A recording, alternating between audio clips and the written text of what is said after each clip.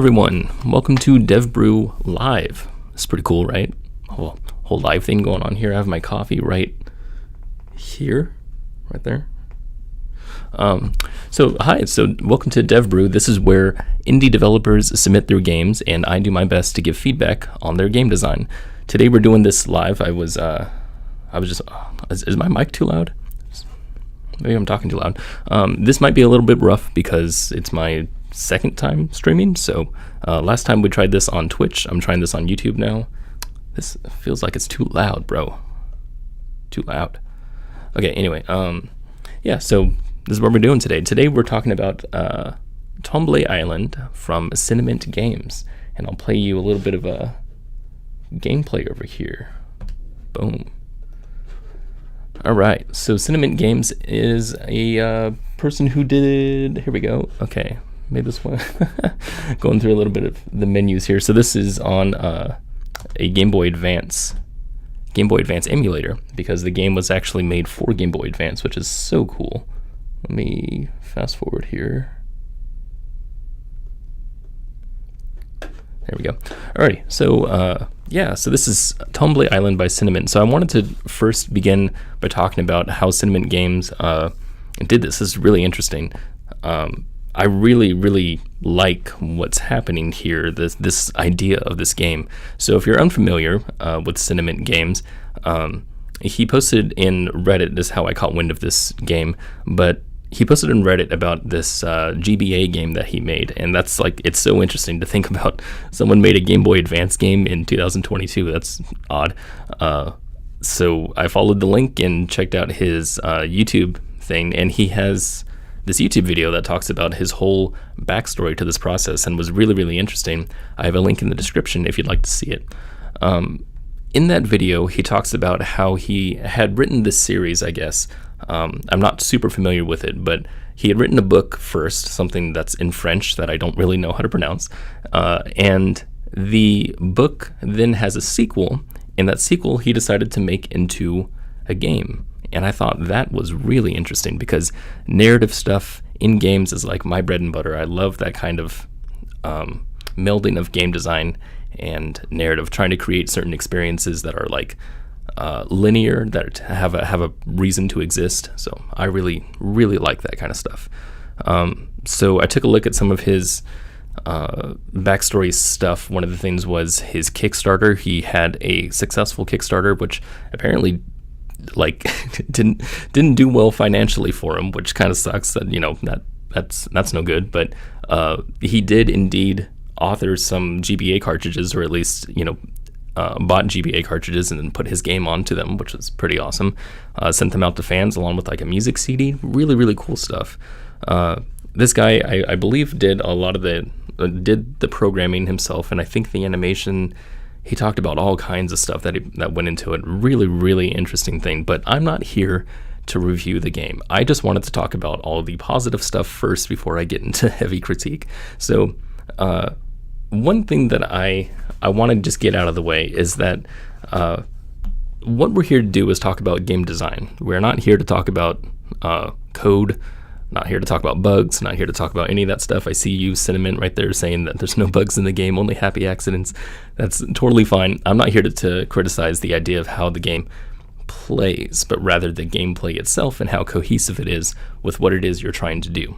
Now, what game design is, in its entirety, is the reason for making a rule set or making a rule set itself. Game design can be both of those things. I usually talk about the reasons why we're doing rule sets because that's the most interesting stuff for me. And it's hard to get into this, but the game design of narrative games can take many forms, just a whole lot of different forms. And one of the first things that I do with any game that's submitted to me is that I give them a submission form, right? So if you go to my website, gamesover.coffee, there's a submission form that you can fill out when you put your game in. And the submission form has a question that asks what kind of experience you want to deliver to the audience. And then what I do is I look at that experience that you wanted to deliver, compare it to the one that I got from the game, and I think, okay, how can this be improved to make it more what they wanted? Now, sometimes people will give me games and they're just like completely not given the experience that they wanted to give. And when that happens, then I have a lot to say about the game. However, there's times like these where the person will give me a game and the experience is, well, I wanted exactly, like for example, this game was Sentiment had told me he wanted to deliver a game that was just a story that had some mini games. And I'm like, well, that's what it is. And that's exactly how it plays. As you can see right here, there's a lot of, which is really cool, by the way. This is on the GBA. I've already talked about that. But, what we're doing right here is we're going through the narrative stuff, and then we play some mini games. And that's it. And I'm like, okay, I mean, if that's what you want to do, then great. Then I have really nothing else to say. But there's something more to be said about game design in its entirety and what it is that you actually want to communicate. Because when you say something like you want to give a narrative, right? You just want to deliver a narrative. What exactly does that mean in the interactive sense? Because if you imagine someone putting a book into movie form, there's certain people that do it very differently than others. For example, you think of Kubrick, right? Kubrick is a filmmaker that takes a book and just makes it his own, as in makes it into something that's a visual tale. You can look at it and kind of interpret the things that are happening and get kind of the same information, the same kind of story that was in the book. However, there's other directors that will take a book like Sense and Sensibility, for example, make it into a movie, and it's just dialogue. It's just them talking throughout the whole thing, right? They didn't translate it into the visual medium. All they did was put one into the other. So when it comes to communication in interactive mediums, video games, for example, you have to you have to ask yourself why it is that you're doing that, right? And if what you're doing is just trying to put one thing into the other, like Sense and Sensibility, like the people who took the book and just put it into a movie, just wanted to just do it, that's fine, right? If you wanted a game that just tells your comic book form in an interactive sense, as in you press A to get to the next story point, great. That's great. But there's something more you can do with it, right? There's a lot more you can do with the interactive medium. And that's one of the things that my channel focuses on, both this one and the main one, the Games Over Coffee channel. And I really, really like that idea of being able to translate stuff into a different type of medium. And that's what art is all about. So in this game, Tremblay Island, I want to understand what it is that you want to communicate and how you want to communicate it. And if it's indeed trying to be interactive, like an interactive story, then I think there's different ways that you can do it. First things first, I want to go over a couple of things that were, I think, miscommunicated to me while I was playing this game. You're seeing my first playthrough of the game right now, but some of the things that I never found in this game were some of the mini games. The shop I never found. I'm only aware of these things' existence because I went to the Steam page and looked at the community channel and saw that there was one person posting over and over different screenshots of things that they thought were cool. So I didn't find the shop. I didn't find the boat minigame. I tried to look for that, didn't find it. I looked at the trailer for the game and found that there was a bunch of stuff that happened in the trailer that I just never saw.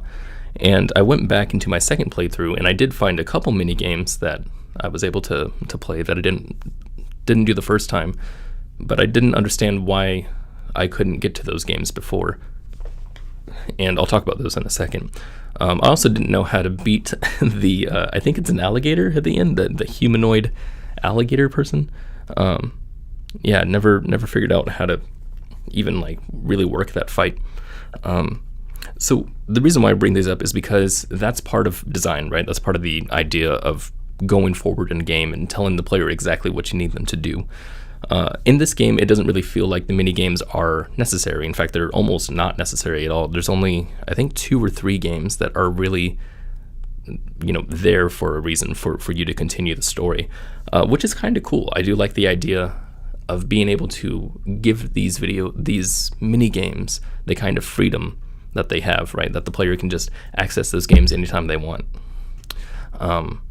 But there's no continuity to them. There's no reason for their existence as far as I'm concerned, right? They're treated a little bit like Animal Crossing in their mini games, and Animal Crossing has this this idea where you're in an island. If we're talking about the most recent one, Animal Crossing has you in an island, and you can do mini games a bunch of ways and whatever. But there's no overall narrative happening, right? And so the freedom of those games kind of makes sense in the open worldness of the game. You can just access anything at any time because that's the entire point of the game, is to communicate to the player. They can do whatever they want. The same with a game like Minecraft, although Minecraft's a little bit different because it does have like a ending, which is weird. Anyway, but it's something that I thought was interesting because it seems like there's an open worldness to the freedom, of the missions that you get to do, the mini games that you get to do. But there's no real end goal. There's no real end goal to the mini games. The reason why I did them, it never really seems to make sense. Like I said, except for some of the ones that are necessary to move on. Some things that confused me also I wanted to talk about was the numbers, for example. If we go to, let's see, if I go to one of these parts up here, there we go, this one. Okay, so while we are moving around in this cave, we're trying to find those gems, and that number up top, I just never understood what that was. This was me, like, I found out that there was no limit to how many fireballs you could shoot, so I just decided to just go apeshit and just shoot them as much as I could. But I found out, I think, that the numbers increase when I don't use fireballs and evade the bats, I think. I'm not exactly sure. But to me, as a player, when I look at that number, it's just a number, and it doesn't seem to be doing anything, it doesn't correlate with anything. And a way to communicate that better might be, some sound linking, some, stuff where, as soon as you hit a bat, then you hear a sound, and that, makes the numbers jump up or something. But I don't know what it was you were going for, so I'm not exactly sure what to advise for the numbers. And then I already talked about the mini games in their entirety. So, I want to talk about a little bit on my opinion on what kind of game that this game is and what it could be. So like I said, what you've done here is you've achieved what you've wanted to achieve, and I think that's great. You have a narrative, you have some mini games, perfect. What I really want to dive into here is what I'm doing here with the settings. Really interesting, by the way, that I've already said this so many times. Game Boy Advance, that's just so cool. I wish I could have that Game Boy Advance and play this on the Game Boy Advance. That would have been awesome. I don't even have a GBA. I think I have a DS Lite somewhere. All right, so I just... Anyway, weird stuff. Camera's turning off and resetting, and here it is. There we go. Okay, so interesting stuff about the story. So this is where I get more into my opinion of the game and my opinion about how it could be designed. Like I said, you already did what you wanted. Don't think there's anything else to talk about there. You did what you want. That's great. Love it. Now, if you wanted to make your game more interactive, if you wanted to make your story more interactive, there's different ways that you could do it. And one of the things that I think is really interesting, one of the games that I really like is this horror game called Fishing Vacation Deluxe. I don't have footage of it right now, but you should look that up if you'd like. Fishing Vacation Deluxe. It's a Game Boy game, or I don't even know if it's actually made for the Game Boy, but it has the aesthetic of a Game Boy. And it's really interesting. It's like a lo-fi horror, you could say. But one of the things that I really like about that game is that it communicates its narrative almost purely with interaction. The player goes into certain areas at certain times, like most narratives do, right? But most of the time, the choices are just left to the player. The player can just decide what to do whenever they want to do it. In the beginning of the game, they can enter a house, they can go to bed if they want to, they can talk to their person, they can go fishing. Before they go fishing, they dig for worms. But all these little things that they do not only are up to them, but also as the game progresses, it progresses day by day. So you can go to sleep when you want to, and then you'll wake up the next day and go into the next thing. But what's interesting is that the bits that they deliver, the narrative bits, are through a little bit of dialogue. If you decide to talk to someone, they'll ask you, hey, do you want to, it's like your friend, it's like you and your friend are staying at this house. If you ask the friend, hey, what's going on, and they'll say, hey, do you want to hear a story about this place and whatever, and you can say yeah, or you can say no.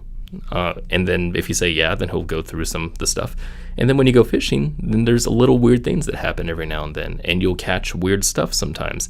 And sometimes when your fishing rod goes out, it goes out a little weird, or you'll see something crawling in the background or whatever. And it's just these little tiny moments during the interaction that create a cohesive narrative overall. And I don't want to spoil the whole thing because it's a really interesting game, but the moments that surprise the player are all based on choice, and it does actually have a progression throughout the whole thing, which is really interesting. So I just want to show that through a game kind of like that, most games have a way of communicating their narrative through choices, and that's really, I think, what game design is all about, and what narrative game design is all about, is when you give the player a bunch of choices, and then based on what they choose to do, then create something to communicate a narrative.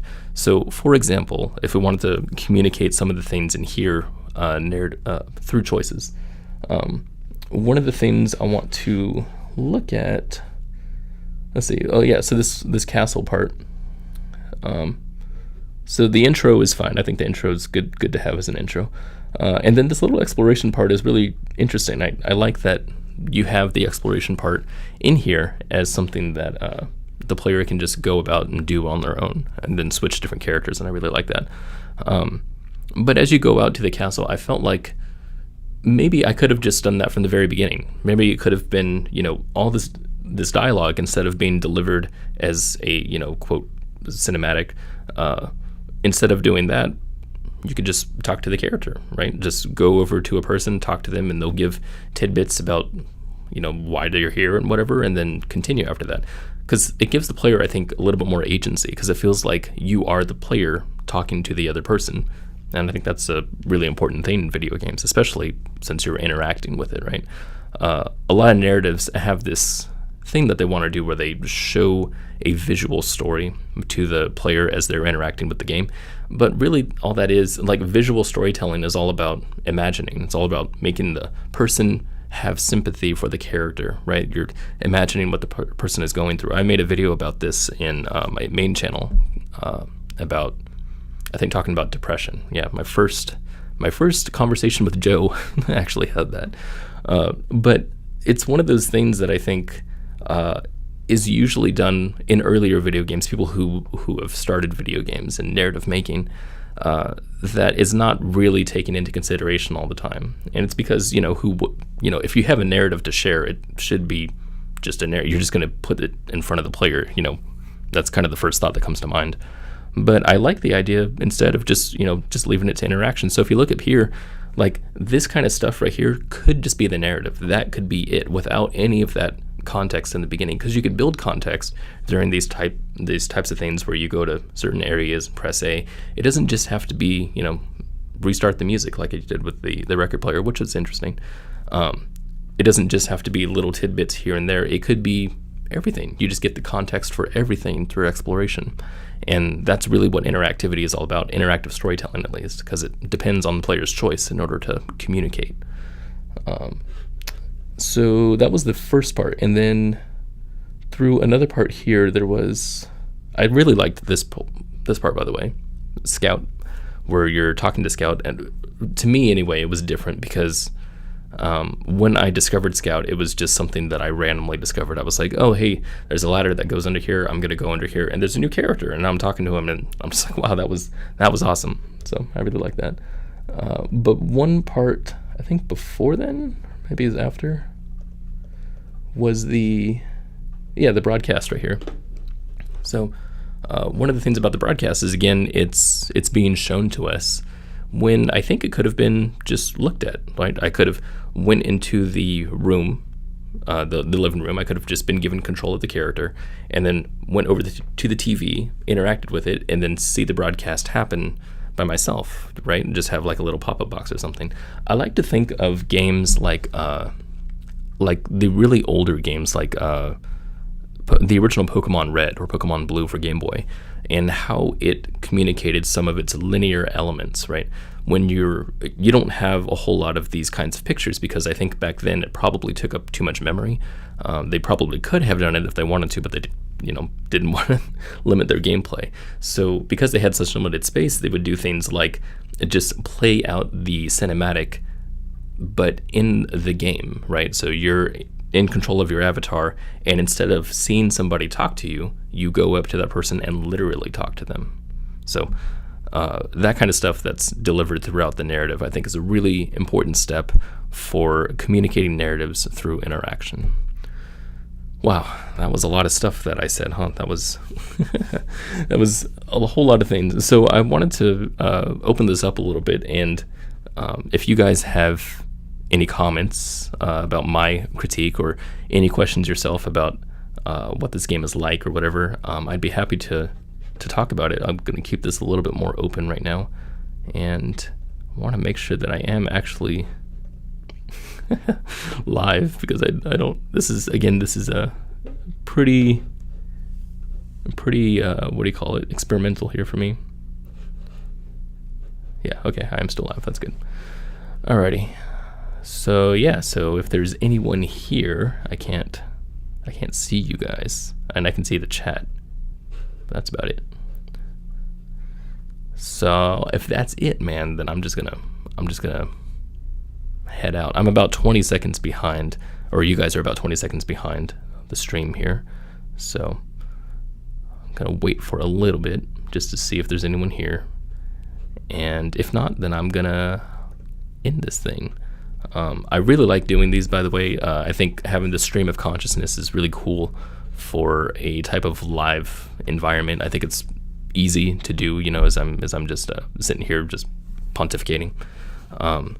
Cinnamon, this was a really interesting experience. I really hope you do more stuff like this, because I know I watched your video and you did say something about how you're definitely not going to be doing something like this again, which is fine. I mean, I imagine all the stress was there, but as an art project in its entirety, I think it's really cool that you did something like this, especially that you even did like your own GBA games and shit, and like your own what do you call it? Your own boxes. I love that. I absolutely love that. I thought that was so cool. What was that? Was that all I was gonna say? I guess that's all I was gonna say. Here's my actual coffee, by the way. Check this out. Your coffee here. I figured it'd be too boring to watch me drink, so I decided not to drink any coffee. So that is what I have to say. And I guess if that's it, then I'm gonna go ahead and head out. So thank you so much, Cinnamon, for giving me this game and letting me check it out and talk about game design here. I really like talking about this stuff, so glad for a jumping off point. And it's been a while since I've had to go back to the very beginning of game design and talk about exactly why we do it in the first place. So that was a really interesting thing. I was wondering if there's any other elements in the game that I wanted to talk about specifically. There's a lot of stuff I think that could be communicated a little bit better, but it's hard to say without the idea of why you did certain things. For example, like the gas cans here, not exactly sure why they're there in the first place and why they're gas cans, because I know that you can blow up, and I kind of used I blew up the gas cans on purpose in order to reset the level whenever I found out that I needed to reset something. I don't know if that's why they're there. I'm not exactly sure. They just kind of looked random to me, and I figured I had to do something with them, and I kept having that in my mind that these have to mean something because they're so contrasted to everything else. The walls in here, I'm not sure why. Like, for example, these if you can see my cursor, these white and gray walls, I wasn't exactly sure why they were white and gray as opposed to the blue stone of everything else. Narratively, that might make sense in the world that you've built, but in the interactive sense, it makes me think these these must be different somehow, so I must be able to do something with them, and it didn't seem that way. It just seems like they're just different types of walls, just aesthetically different. I want to say that before we leave that there's me resetting. I want to say that almost everything that you put inside of a game has a communication of some sort, and I talk about this with visual storytelling all the time because I'm a filmmaker. Usually, that's what I do. I do film stuff, and that's why I do conversations in my YouTube videos, because it's easier for me to create stuff that way. But in filmmaking, there's always this thing of visual storytelling where you put whatever element you put in the camera, in the view of the camera, communicates something. Nothing is on accident. You never look at a place like, for example, like the stupid example, like Game of Thrones, when there was that Starbucks cup that was left on set. Everyone pointed that out and was like, there's a Starbucks cup on Game of Thrones. Why is that happening, right? Completely takes you out of the story. And everyone just laughed at it, right? Because it's so obviously contrasted. It's not meant to be there. But, people don't think about that when they're making their own movies, when they're a newfound filmmaker who comes over and they want to create their own movie, and they, set up a set or whatever. But they left groceries on the table when they're filming inside their house, or they left something else in the background, or they lowered the camera too much, or the camera's tilted a little bit. Like, all of those things communicate something. So in the same way, video games are the same way. You leave in some sort of interactive element, some sort of visual element, and it creates something, it communicates something, whether it was intended or not. So that is something I just wanted to get out there. Again, thank you so much for letting me do this, and I hope that this was in some way valuable. And I think I'll do a little bit light edit of this before we publish it on YouTube. But yeah, thank you so much, guys, for sitting through here, listening to me, and I will talk with you guys later.